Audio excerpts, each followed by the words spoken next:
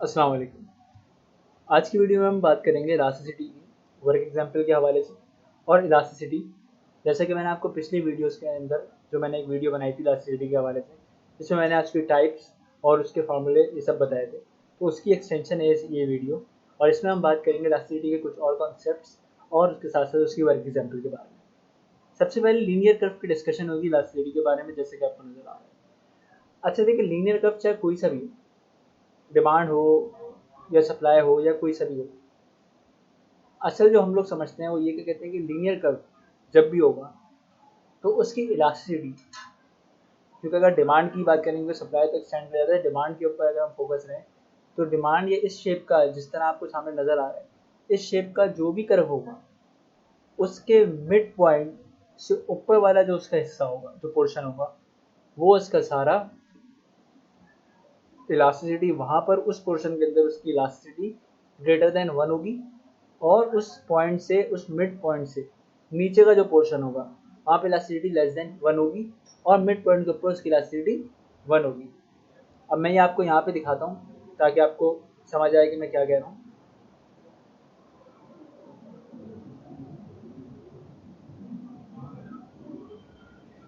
देखिए, आपको ये एक डिमांड कर्व नज़र आ रहा है जिसमें ये एक पूरी स्ट्रेट लाइन बनी हुई है, लीनियर डिमांड कर्व है ये।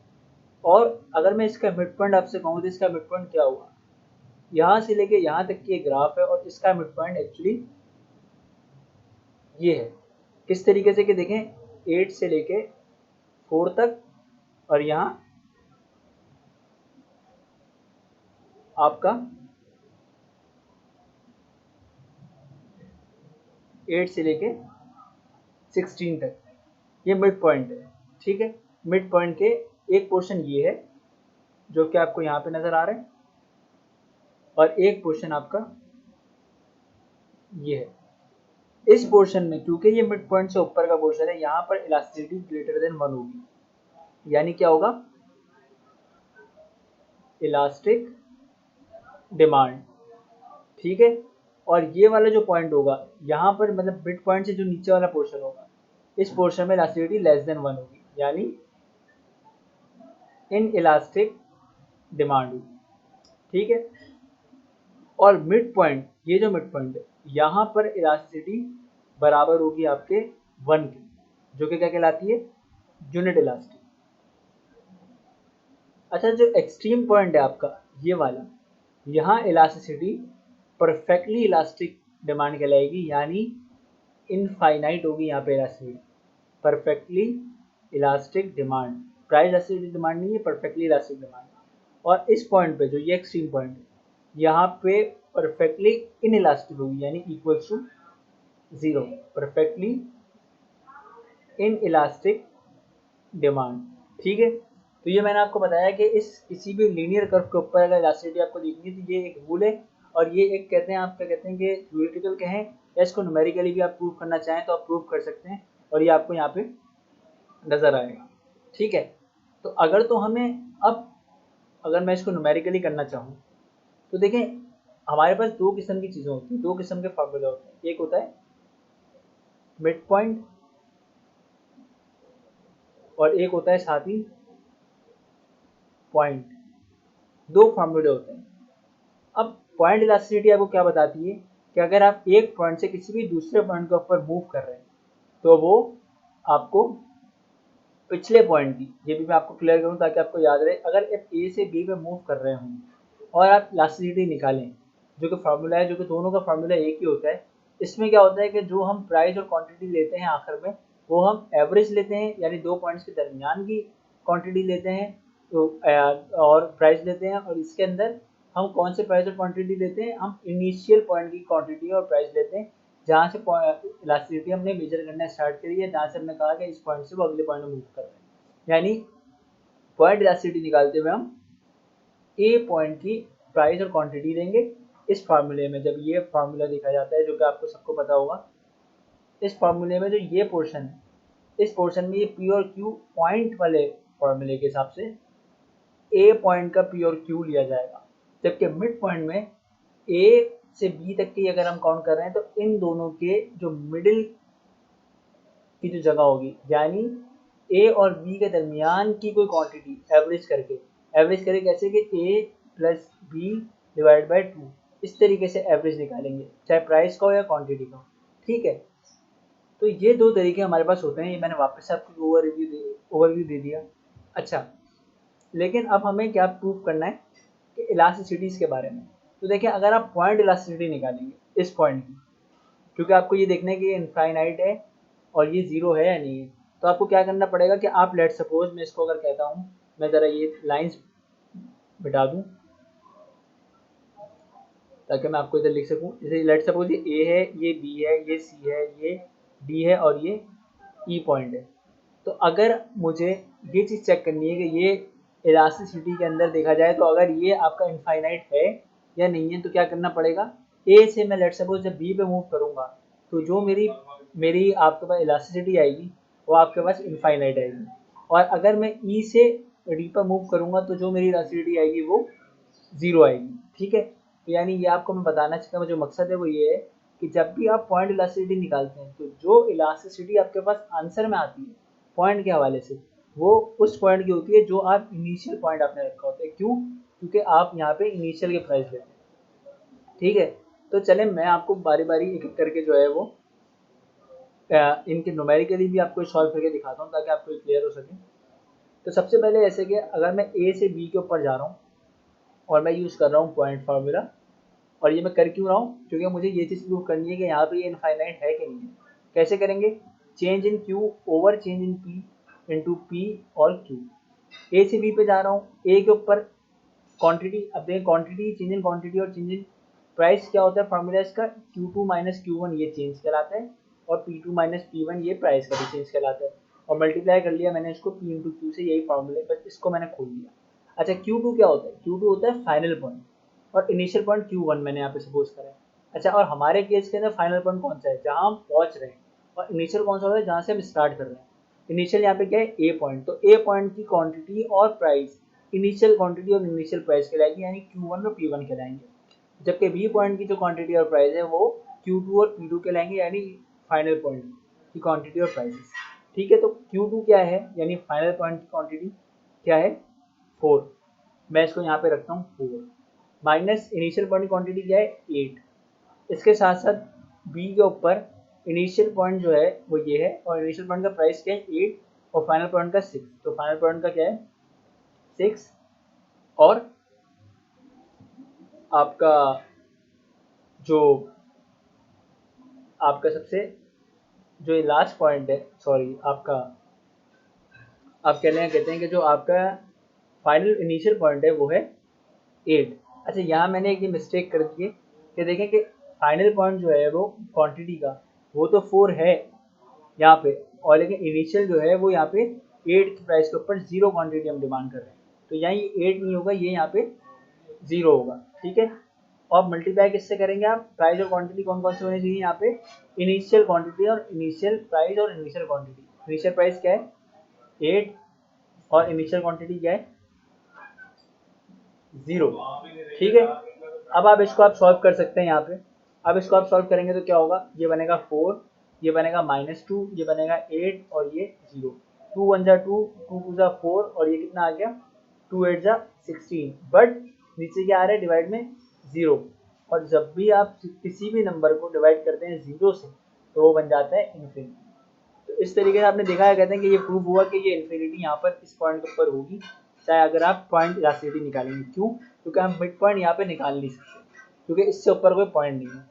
मिड पॉइंट हम कैसे निकालेंगे, जैसे कि अगर हमसे कोई कहता है कि मिड पॉइंट निकालें, मिड पॉइंट फार्मूला यूज़ करें, तो हम ए और बी के लिए यूज़ कर रहे होंगे अगर, तो हमारे पास ये आंसर नहीं आएगा, क्योंकि ना हम इस पॉइंट का देख रहे होंगे ना हम इस पॉइंट का देख रहे होंगे, बल्कि हम इन दोनों के दरमियान, यानी ये पॉइंट, इस पॉइंट की हम इलास्टिसिटी निकाल रहे होंगे। मिड पॉइंट का मकसद यही होता है। तो अब मैं मिड पॉइंट निकालता हूँ, मिड पॉइंट फार्मूला यूज़ करते हुए आपको ये चीज़ें दिखाता हूँ, जो कि क्योंकि अब हमारे पास जो है वो नीचे के पॉइंट्स भी हैं, तो अब हम मिड पॉइंट का फार्मूला यूज़ करते हैं, और अब हम किस तरीके से, अब वो तीनों चीज़ें मैं आपको दिखाऊंगा कि इलास्टिसिटी ग्रेटर देन 1 होगी, लेस देन 1 होगी, और इक्वल्स टू 1 होगी कि नहीं। ठीक है, तो मिड पॉइंट फार्मूला कैसे निकालेगा, अगर मैं कहता हूँ, कहते हैं कि मैं ए से सी पे आ रहा हूँ और मैं मिड पॉइंट फार्मूला यूज़ कर रहा हूँ, तो मुझे क्या पता चल जाएगा कि ए से सी पर आते हुए मेरा मिड पॉइंट क्या होगा, बी मेरा मिड पॉइंट होगा। ठीक है, आप समझ रहे हैं, यानी क्या कहते हैं कि अगर एक मैंने एक पूरी स्ट्रेट लाइन ली तो उसका अगर मिडिल चेक करना चाहूँ, ए और सी का मिडिल, तो वो मिडिल कहाँ आ रहा है, बी पे। तो इस तरीके से यानी अगर मैं चाहूँ कि बी की मुझे वैल्यू चाहिए, तो एक तरीका तो मेरे पास ये है कि पॉइंट फार्मूले से यूज़ करते हुए मैं बी से सी की तरफ जाते हुए पॉइंट फार्मूला यूज़ कर लूँ और कहूँ कि बी से सी की मैं इलास्टिसिटी यूज़ कर रहा हूँ। और मिड पॉइंट की अगर मुझे निकालनी है, और मिड पॉइंट कौन सा, वो भी बी ही पॉइंट की मुझे निकालनी है, तो मैं ए और सी जो ये दो पॉइंट्स हैं इनके इलास्टिसिटी चेक करूँगा मिड पॉइंट के थ्रू, ताकि मैं बी की इलास्टिसिटी डायरेक्ट मुझे फाइंड हो जाए। क्यों? क्योंकि ए और सी की जब भी आप इलास्टिसिटी फाइंड करेंगे मिड पॉइंट से, तो आपको वो अल्टीमेटली इस पॉइंट की ही देगा क्योंकि मिड पॉइंट है। और इसी तरीके से जब हम अभी सी से ई तक के मिड पॉइंट यूज़ करेंगे तो वो आपको देगा डी पॉइंट की इलास्टिसिटी। और तीसरी इलास्टिसिटी मैं निकालूंगा बी से डी के दरमियान, तो इसमें वो कौन सी पॉइंट की इलास्टिसिटी देगा, सी की। तो इस तरीके से ये होगा कि आपको क्लियर हो जाएगा कि क्या वाकई ऐसा हो रहा है कि ए से सी तक के जब आप आ रहे हैं तो आपकी इलास्टिसिटी जो आपको नजर आ रही है वो ग्रेटर देन 1 है, और जब सी से ई पर आ रहे हैं तो आपकी इलास्टिसिटी लेस देन 1 है। लेकिन जब बी से डी पर आ रहे हैं तो आपके बीच में जो मिड पॉइंट आ रहा है वो सी, उस पर आपकी इलास्टिसिटी इक्वल टू 1 है कि नहीं। ठीक है, तो मैं पहले ये आपको दिखाता हूँ और हम इसको क्विकली सॉल्व करेंगे। तो चलिए स्टार्ट करते हैं। देखिए हम क्या सबसे पहले क्या कर रहे हैं, ए से हमें आना है सी पे, और कौन सा फार्मूला यूज़ करना है, मिड पॉइंट का। अच्छा देखिए, ए के ऊपर जो आपकी प्राइस थी, अगर मैं डायरेक्ट सॉल्व करूँ Q2 माइनस Q1 और P2 माइनस P1। Q2 क्या था, फाइनल पॉइंट क्या है, सी के ऊपर प्राइस क्या है 4, ओ की क्वांटिटी 8। Q1 ए के ऊपर क्या थी, क्वांटिटी ए के ऊपर यहाँ ये 0 थी, 0 लिख दिया। अच्छा प्राइस P2 फाइनल प्राइस क्या थे 4, और क्वांटिटी क्या थी, ओ सॉरी इनिशियल प्राइस क्या थे, इनिशियल प्राइस थे 8 जो हमने ऊपर देखा। ठीक है, अच्छा मल्टीप्लाई करा, मैं यहाँ पे मैंने वो लिखा नहीं है, लेकिन चले पहले मैं इसका आंसर निकाल लेता हूँ। तो ये बन जाएगा 8 माइनस का 4, 4 वन जा 4, 4 टू जा 8। अच्छा ये माइनस के साइन देखें, आपको यहाँ भी मैंने शो करा था, या बल्कि यहाँ पे मैं जो माइनस यहाँ पे गायब हो गया क्योंकि वो इन्फिनिटी आ गया। लेकिन माइनस का साइन आप इग्नोर कर देंगे, क्यों, क्योंकि ये माइनस का साइन इस वजह से आ रहा है कि आप डिमांड ग्राफ को देख रहे हैं। ठीक है, तो इस तरीके से आ गया 2, ये 2 आया आपका चेंज। अब आपको ये भी निकालना है साथ ही साथ P और Q के बारे में भी, क्योंकि आपके ये फार्मूले में आपने ये पार्ट तो सॉल्व कर लिया पर ये नहीं करना। अच्छा अब P और Q कौन सा लेंगे, क्योंकि मिड पॉइंट है तो आप P और Q कौन सा लेंगे, एवरेज वाले, Q एवरेज और P एवरेज। अच्छा Q एवरेज और P एवरेज का मतलब कि अब P कौन सा निकलेगा, A और C के दोनों पॉइंट्स के प्राइजेस को प्लस करके हम डिवाइड करेंगे 2 से, तो हम निकाल लेंगे प्राइस एवरेज। तो अब आपको पता है, कहते हैं कि प्राइस क्या है, एक पॉइंट का 8 है, ए पॉइंट का, और सी पॉइंट का क्या है 4 है, और जब इसको हम डिवाइड करेंगे 2 से तो ये क्या हो जाएगा 12 divide by 2 is equal to 6। इसी तरीके से क्वांटिटी आप निकालेंगे तो क्या है, सी के ऊपर 8 और ए के ऊपर क्या थी 0, तो 8 प्लस 0 डिवाइड बाई 2 क्या हो जाएगी 4। ठीक है, तो आपने इस तरीके से ये पॉइंट्स तो निकाल दिए। तो अब मैं इसको अगर डायरेक्ट लिखूँ तो ये क्या होगा कि एवरेज प्राइस क्या था 6 और क्वांटिटी क्या थी 4, तो इसको मैं अगर कैंसिल आउट कर दूँ तो ये बन जाएगा 3/2। ठीक है, अच्छा अब हम इसको अगर एक साथ मर्ज करके लिख दें तो इसका आंसर क्या आ रहा था, ये 2 माइनस का 2, और इसका आंसर क्या है, पी एवरेज और क्यू एवरेज का 3/2। 2 वन जा 2, 2 वन जा 2, माइनस का साइन आया, ये आ गया -3, लेकिन माइनस का साइन हम इग्नोर कर देंगे, क्यों, क्योंकि ये डिमांड कर्व है, तो हम बेसिकली हमें देखना है कि इलास्टिसिटी कितनी है, वो आई 3, और 3 क्या हो गया, देखिए आपने देखा क्या कहते हैं कि क्या हुआ कि ये ग्रेटर देन 1 है।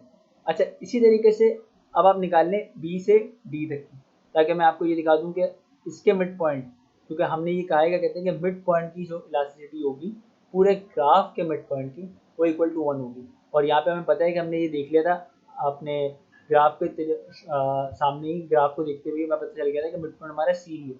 तो हमने मिड पॉइंट का फार्मूला यूज़ करते हुए निकाली, तो हम कैसे करेंगे, यही फार्मूला रखते हुए Q2 माइनस Q1 और P2 माइनस P1, और इसके अंदर क्या होगा कि B से D पे आना है, तो B के जो D क्योंकि फाइनल पॉइंट है तो D के क्वांटिटी क्या है 12, और B की क्वांटिटी क्या है 4, और डी की प्राइस क्या है 2 और बी की प्राइस क्या है 6, ये कितना आ गया आपके पास 8 और -4, तो ये फिर क्या बन गया -2। तो यानी ये चीज़ तो हमारे पास सेम ही आ रही है हर जगह। लेकिन अब फिर एवरेज निकालेंगे आप, प्राइस एवरेज, वो क्या आएगा? अब देखें यहाँ पे आप खुद ही डायरेक्ट कर लें। 12 + 4 कितने हुए 16, 16 डिवाइड बाई 2 8, ये आ गया आपकी क्वांटिटी का एवरेज। अच्छा प्राइस क्या थे यहाँ पे 6 थे और यहाँ क्या थे 6 + 2 8, 8 डिवाइडेड बाई 2 4। देख रहे हैं आप मिड पॉइंट के अंदर वही वैल्यूज आ रही हैं। जैसे यहाँ पे 8, क्योंकि देखें ये दोनों का डिफरेंस क्या आया, तो मिड पॉइंट असल में बेसिकली हम अब इसके प्राइजेस ले रहे हैं, ठीक है, इस पॉइंट पे 4 आ गया। अब आप इसको आपस में कैंसिल आउट कर सकते हैं, मैं इसको एक बॉक्स में लिख देता हूँ।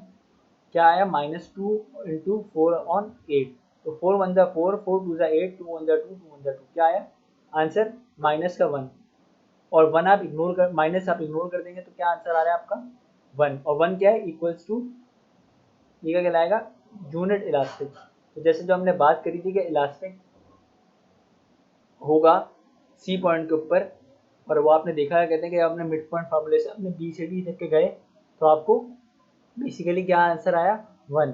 तो इस तरीके से आप लास्ट वाला आप करिएगा कि आप सी से ई तक का निकालिएगा और आपको नज़र आएगा कि वहाँ पे जो वैल्यू आएगी वो लेस देन 1 आएगी, ठीक है।